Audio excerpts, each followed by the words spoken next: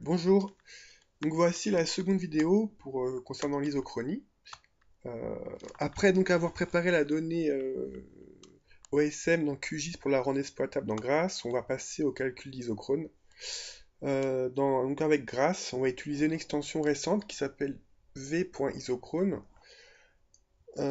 Pour ça, pour utiliser l'extension, il faut GRASS 7. Le GRASS 6 ne marchera pas. Donc il faut obligatoirement GRASS 7. Donc voilà, là j'ai j'ai ouvert Grasset. La première chose, en fait, donc ça on peut le fermer, hein, c'est une interface en ligne de commande, enfin c'est pas, c'est- c'est- on s'intéresse à cette partie, à l'interface graphique classique. La première fenêtre qui s'ouvre, c'est ça. Quand on lance Grass, il nous demande en fait déjà un chemin pour l'extension, pour la base de données. Donc en fait, voilà, donc il faut définir un nouveau chemin.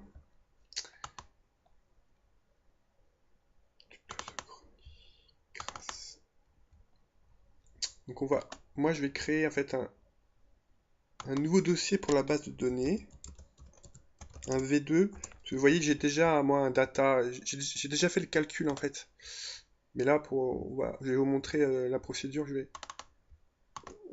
créer un V2, hop, voilà, on fait entrée. Et là en effet, maintenant la seconde étape, c'est de créer un jeu de secteurs. Donc un secteur dans Grass, c'est une unité en fait d'éléments. Ça peut être des données, ça peut être un projet qui partagent en fait un système de coordonnées en commun. Un unique système de coordonnées. Donc nous, c'est Lambert 93 par exemple. Donc maintenant, il faut définir un nouveau secteur. On va mettre nouveau. Là, on retrouve bien notre chemin de la base de données. New location, on peut appeler ça Île-de-France par exemple. Vu que notre secteur est centré sur la région parisienne. Titre de secteur, on n'est pas obligé, c'est facultatif. On va rien enseigner. Et là, bah, le plus simple, c'est passer par un code de PSG. Nous, c'est le 2154. On fait entrée. Hop.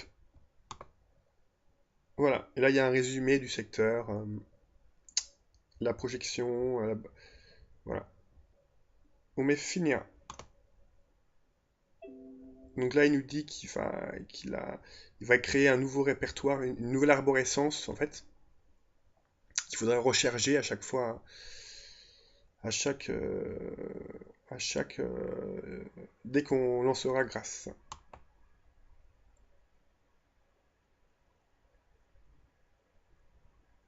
Voilà.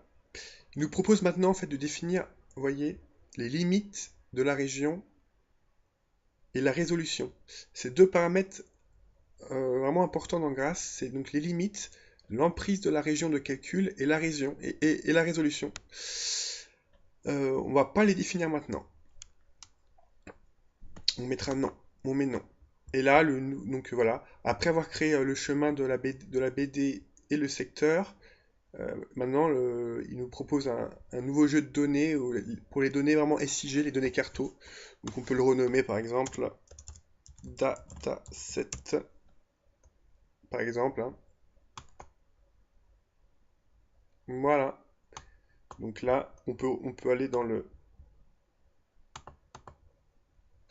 on peut retourner dans l'arborescence pour voir qu'il a bien créé notre secteur et notre jeu de données. Pour l'instant, qui est vide, hein. Je peux juste vous montrer à quoi ça ressemble. Là, j'ai déjà fait au préalable le calcul, donc j'ai déjà créé une base de données, une data, moi. Le secteur, voilà. C'est une vraie arborescence, une vraie base de données, dans le sens où, vous voyez, c'est une vraie abstraction de la donnée. On retrouvera pas, voilà, c'est un peu, on peut pas l'interpréter vraiment euh, avec notre esprit, en fait, hein. C'est une vraie abstraction de la donnée qui est dispatchée dans différents dans une arborescence, en fait. C'est un peu, voilà, enfin, ça a rien d'essayer de comprendre. Enfin, c'est toujours intéressant, mais moi je pourrais pas vous expliquer vraiment à quoi correspond toute cette arborescence. simplement une abstraction de la donnée en fait. Donc voilà. Donc nous c'est bien dans Data V2. En tout cas notre, notre, nos paramètres de nos paramètres de base de données sont bien définis. Notre secteur, notre répertoire de carto. On peut démarrer grâce maintenant. Alors, c'est un petit peu long si je travaille sur mon PC perso, mon PC portable, sur un PC fixe avec un peu plus avec un meilleur processeur et un peu plus de mémoire, ça sera plus rapide.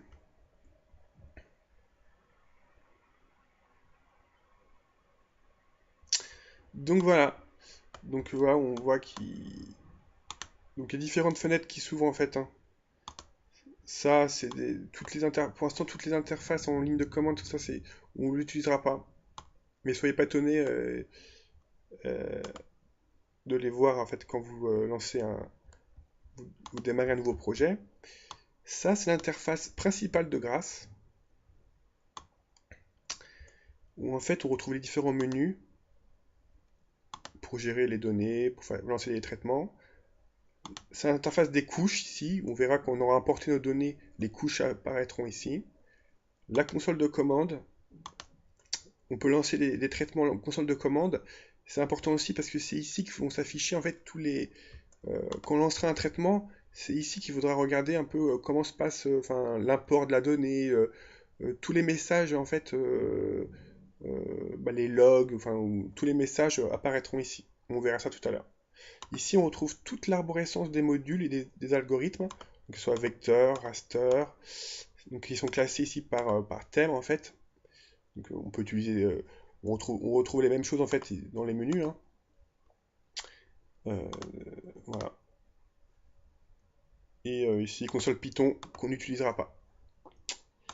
Et ici, donc c'est la fenêtre des cartes où vont s'afficher toutes nos données carto.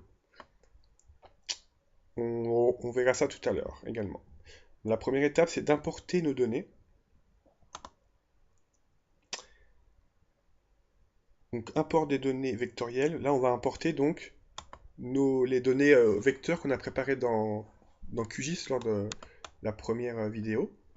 Donc on va commencer par importer notre starting point, donc notre point de départ. On va faire fichier, parcourir, vidéo, isochronie, starting point, bien le SHP qu'on prend. Voilà, mais ce qui est important, c'est qu'ici, vous voyez, là, il y a bien une concordance entre la projection du projet GRASS défini, qu'on a défini tout à l'heure, et la projection du fichier. Donc ça peut éviter tout conflit comme ça. Ici, vous voyez, on peut renommer la couche, lors de l'import dans la baie des grâces, on peut renommer la couche. Point de départ, faut pas des choses trop longues, parce que si on utilise plus tard, voilà, par exemple, l'interface de commande, c'est toujours avoir des choses simples en fait, claires mais pas trop longues. Voilà. Mais là, ça va, c'est assez court, point de départ. Voilà, c'est bien du ponctuel. Donc voilà. Pour l'instant, dans les options, on va laisser celle par défaut, mais on va recocher aucune autre option pour cet import. Donc voilà, vous voyez tout de suite là, dans l'interface console de commande, ça affiche un peu en fait, on voit comment se déroule la procédure. On voit que ça s'est plutôt bien passé. Il a mis 2 secondes, il a bien trouvé un objet, un point. Voilà. On va importer maintenant, euh, notre réseau.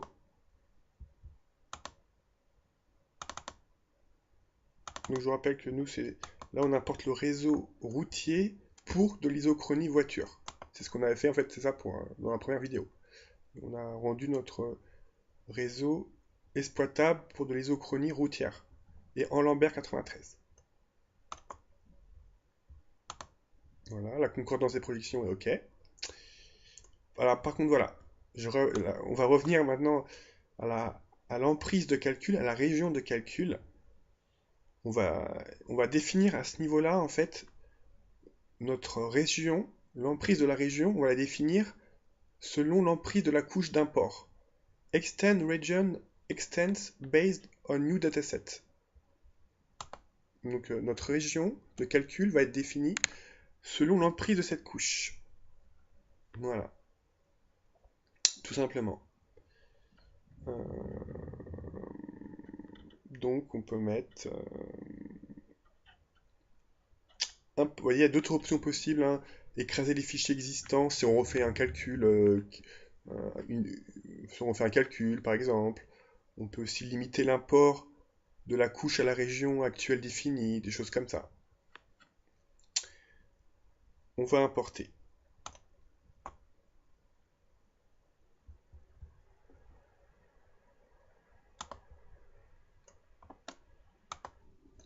Donc voilà, l'import a pris un peu plus de temps, parce que la couche est plus volumineuse, et puis...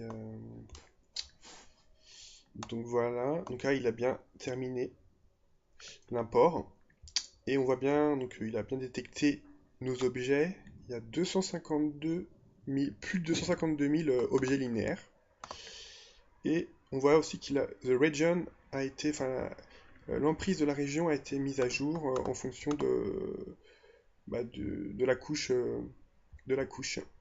Donc apparemment ça s'est bien passé. Donc voilà. Et on retrouve, quand on va dans l'onglet couches, on retrouve maintenant bien nos deux, notre point de départ et notre réseau routier. On peut fermer l'import, la fenêtre d'import. Maintenant on va afficher les cartes, nos couches dans l'emprise, dans l'interface de carte. Donc là on va zoomer sur le road, zoomer.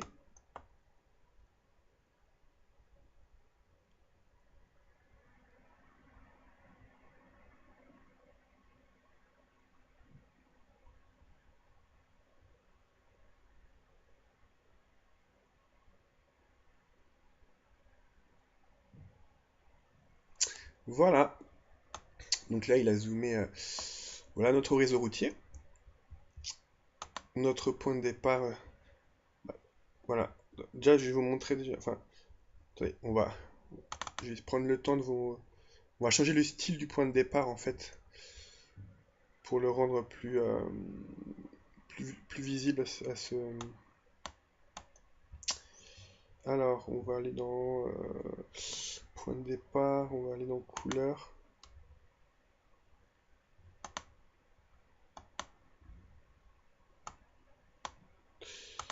On va prendre quelque chose de. Ok.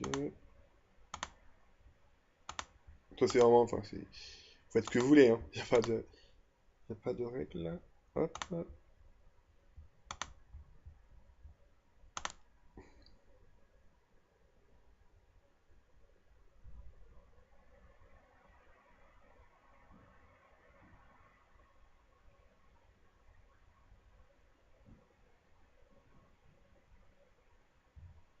Voilà.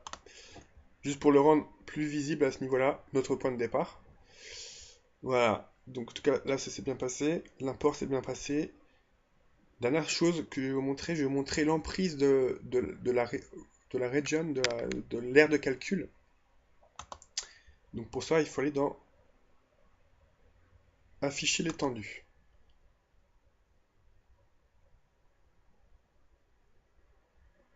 Ici, on peut voir le rendering. On est en train donc de traiter.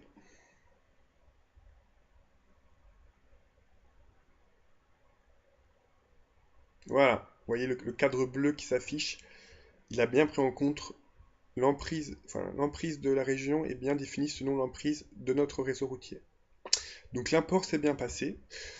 Ce qu'on peut faire, voilà, sachez qu'on peut enregistrer un espace de travail pour que lorsque vous voudriez recharger votre projet, automatiquement, voilà, toute cette configuration pourra être retrouvée si vous voulez. Donc pour ça, on va dans espace de travail, enregistrer, enregistrer sous. Vous voyez, c'est des fichiers, c'est des extensions .gxw. Donc on va aller dans C, tuto isochronie, grâce. Voilà, moi j'ai déjà créé un pour mon précédent test, donc on va mettre un V2 si vous voulez. Vous le nommez comme vous voulez, hein. Voilà. Et ici, on retrouve bien le nom du projet. Donc voilà. Alors, euh, voilà, l'import s'est bien passé. Maintenant, je vais vous montrer juste pour finir avec avec la region, la région. On voit que, je vais vous montrer un peu, c'est dans paramètres, afficher la région. On va afficher les paramètres de région actuelle. Donc en fait, ça, le projection Lambert conforme conique, ok. Ellipsoïde, ok, ça c'est bon. Et on voit par contre que ici, le nord-sud resolution et le est-ouest resolution sont de 1. Des résolutions qui sont trop importantes. On va les mettre, on va les passer à 100. En tout cas, voilà, on va les passer à 100. Et ici, on retrouve ici en tout cas les, euh, les coordonnées de l'emprise en fait, hein. Voilà, qu'on a défini. Donc pour ça, en fait, il suffit d'aller, le plus simple, c'est de définir la région.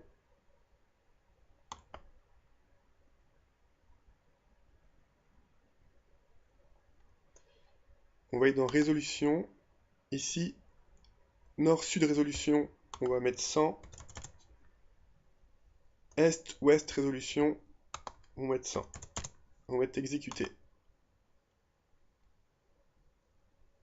Voilà. Et quand on refait ici, un région, afficher la région, on voit du 99.9. C'est une approximation, mais voilà. En tout cas, il a bien pris en compte nos paramètres. Maintenant, pour passer à l'étape vraiment d'isochronie, déjà, il faut donc l'extension v.isochrone. Donc il faut donc au moins installer une extension depuis les add-ons.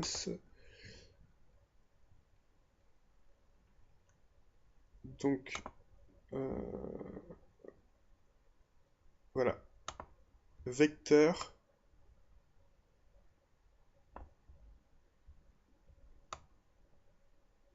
On retrouve bien la v.isochrone à installer. Moi, elle est déjà installée, mais voilà, on la retrouve, elle est bien là. Bien, vous voyez, toutes les extensions qu'il peut y avoir, il y a beaucoup de choses, hein. En tout cas, après, bah, on va dans les extensions, gérer les extensions installées, v-isochrone, il faut qu'elle soit couchée, faut qu'elle soit couchée, faut qu'elle soit cochée, et donc voilà, moi je la réinstalle pas, enfin on peut la réinstaller si elle est mise à jour actuellement, bah, par exemple, on peut la réinstaller, on peut la désinstaller également. Donc voilà, et pour l'appeler, cette extension, bah, ici dans le Search Modules, elle y est présente. On double-clique. Voilà, la v.isochrone. Alors avant de vous... Voilà, je vais juste vous montrer la page officielle de... Faut savoir voilà, c'est très bien documenté grâce à... Il y a une documentation bien fournie. Là, en l'occurrence, c'est donc une extension qui s'appelle v.isochrone. Création d'isochrone avec un starting point. Donc, voilà, vous pouvez jeter un coup d'œil. Là, il y a différents paramètres à passer. Donc, une possibilité de lancer le calcul en interface de commande ou en interface graphique classique. La description, il décrit ce qui se passe un peu derrière. C'est pas une boîte noire, ça qui est intéressant, c'est qu'on peut paramétrer des choses. Il y a des exemples également. Alors, on verra, il y a deux méthodes possibles. Au passage, ben, je remercie Monsieur Lennert, hein, qui est l'auteur l'extension, c'est un enseignant-chercheur d'une université belge. Vous voyez, il y a deux méthodes possibles. Donc, ici, c'est décrit ici, justement. Il y a une méthode raster, une méthode vecteur. Donc, on va, euh, nous allons utiliser la plus simple, la méthode raster, qui s'appelle méthode airCost, qui est décrite ici. Elle est la plus simple, pourquoi? Car tout simplement, déjà, parce que elle ne nécessite pas un réseau topologique. Donc, voilà. On n'est pas obligé de rendre le réseau topologique s'il n'est pas, s'il n'est pas topologique enfin, en natif, bah, on n'est pas obligé de le rendre topologique. C'est déjà quand même une grande une facilité quand même. Donc voilà pourquoi on va utiliser cette première méthode. Donc voilà. Euh, Juste pour info, sachez qu'en fait, vous voyez qu'à la fin, cette extension renvoie à deux autres extensions. Donc en fait, les deux méthodes qui sont proposées par le développeur, c'est donc aircost et vnet.iso. Moi, je vous dis ça tout de suite. En fait, dans l'extension là de v.isochrone, il n'est pas possible de prendre en compte vraiment, euh, par exemple, si on veut affecter des voix sans issue ou enfin, à sens unique, choses comme ça, de gérer les voix à sens unique ou les sens interdits. Par contre, il est possible de gérer ça avec vnet.iso. Voilà. Mais je vous le dis ça pour ceux que ça intéresse. Il est possible. Je n'ai jamais testé, mais il paraît qu'il est possible de le faire. Donc voilà. Donc là, dans notre exemple, en tout cas, on va utiliser v.isochrone et la méthode aircost. Donc voilà. Donc nous y sommes. Ici, il demande de sélectionner le road with speed attributes. Donc c'est notre road ISO voiture L93.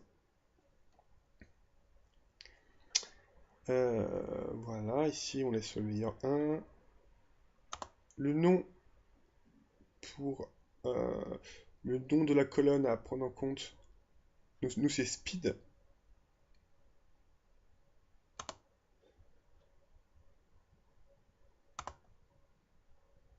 Donc maintenant le starting point.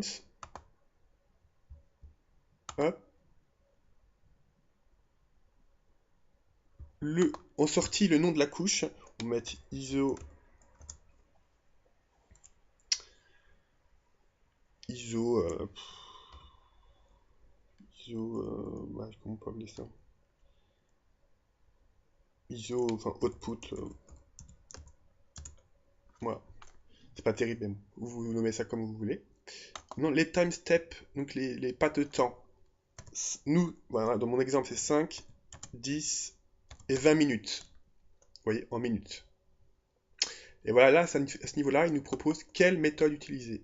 Nous, on va prendre aircost. On va prendre aircost. Donc, il y a ici une interface pour l'autre méthode, vous voyez. Et nous, c'est celle-ci qui nous intéresse.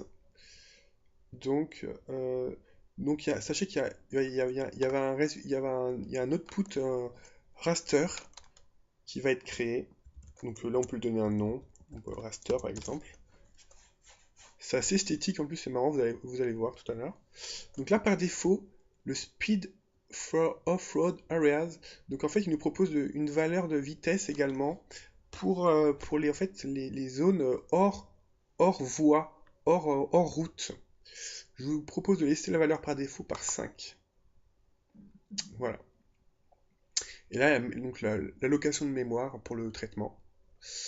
Je le laisse par mémoire. On peut certainement augmenter, mais bon, on va laisser la mémoire par défaut. Optionnel, s'il y a des fichiers existants, déjà, on peut les écraser. Voilà, on va pas en faire plus. Là, je crois qu'on a tout paramétré. Voilà. Bon, écoutez, je vais lancer le calcul, sachant que moi je l'ai déjà fait, donc je vais le lancer. Euh, donc on met exécuter, tout simplement. Voilà.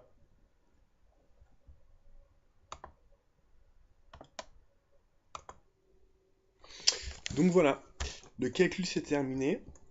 En fait, là, pour tout vous dire, j'ai pas relancé vraiment le calcul, parce que je l'ai déjà fait juste avant, donc, mais j'ai juste réouvert mon projet grâce que j'avais fait juste avant, avec exactement la même procédure. Donc voilà, en fait, là, vous voyez, c'est le raster là qu'on voit, qu'il a généré. En fait, c'est ça, je crois, dans le traitement, c'est ça qu'il fait, en fait, il génère un raster, et à partir de ce raster, il génère les isochrones, enfin, il produit les isochrones. On voit ici, voilà, donc c'est assez esthétique comme je vous disais. Et en fait, voilà, donc à partir de ça, hop,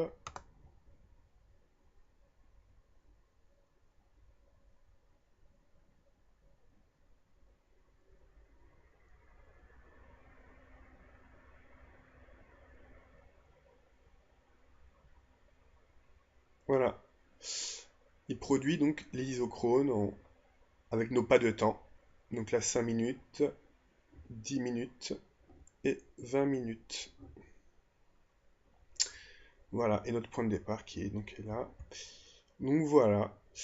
Donc maintenant, vous pouvez bien sûr exporter la donnée. Vous voyez, moi j'ai nommé ça raster, enfin, le raster, et moi j'ai nommé ISO, ISO voiture.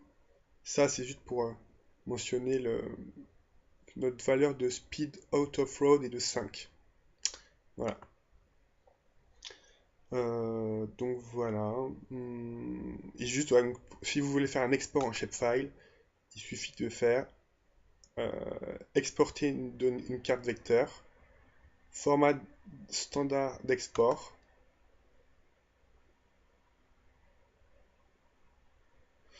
Euh, nom nom de ce qu'on veut exporter. Nous, c'était en fait le ISO voiture, voilà, c'était ça. Le ISO voiture sort 5 là. Après, comme, tout dépend de comment vous avez nommé les isochrones en fait, hein. Puis ici, par contre, il faut le chemin entier. Il faut l'arborescence de fichiers, de dossiers, puis le nom de la couche que vous souhaitez .shp. Si c'est voilà, du shapefile ici par exemple. Après vous avez différents formats, vous voyez. Euh, .shp. Voilà. Et vous avez l'export. Bah, moi je l'avais fait justement. Enfin, je l'avais fait grâce. Résultat, ça doit être ça, j'imagine.